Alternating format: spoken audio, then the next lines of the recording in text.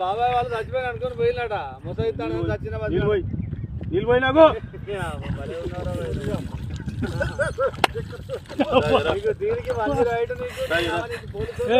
ఎందుకు పన్న వాళ్ళ కాయ పండుకున్నా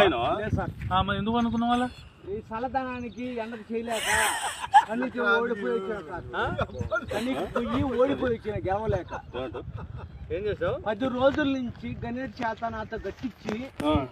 నా కష్టం దోచుకొని గణేట్ రాయ్ నాకు అంటే డబ్బులు ఇచ్చారు కానీ క్షమ